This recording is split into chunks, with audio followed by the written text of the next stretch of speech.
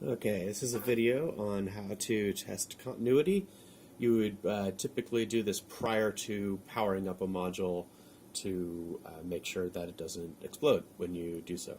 So what you want to do is get your multimeter, put it in connectivity mode.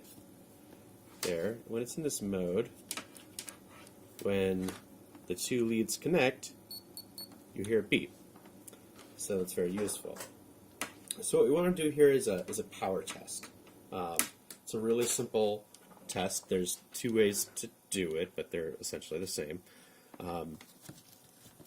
So that we can do it on either the IC side or on the back side here for the power. So the quick, dirty way to do it is just a test. So we've got the negative power here on these two lines. The ground lines make up the middle 6, and then on this side is the positive power. So, we want the positive power to go to positive things, the negative to go to negative things, and the ground to go to ground. We never really want them to touch each other. So we'll start just making sure that the negative power doesn't touch ground or positive, which would just be the absence of a beep.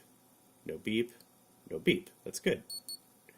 Ground connects there, but doesn't connect to positive or negative. That's great. And then, of course, we've already tested positive, but I'll just do it again, showing you how that works. So that's the kind of like simple, obvious way to catch it that I'll do. Another way to do it is to actually test the power pins themselves.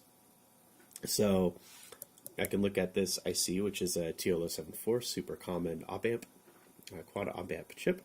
And if I look at the schematic, or if I look at the data sheet for the op-amp, then I can see that the positive power pin is 4, which is good. That's there where I want it to be. And the negative is 11, the opposite. And I can just make sure that pin 11 doesn't connect to positive or ground.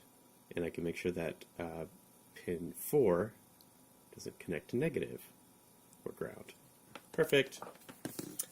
So that's all working the way we want it to, and now I know that this unit is at least doesn't have any obvious power shorts. Yeah, it might have a problem somewhere else, but probably not with power. So that's all very good. It might not function, but at least I know it works. This unit's missing a switch, so it obviously has issues. But you can do this, the principle applies to any IC, really to any chip. So that's the basic test that you do before you power it on. Thanks for watching.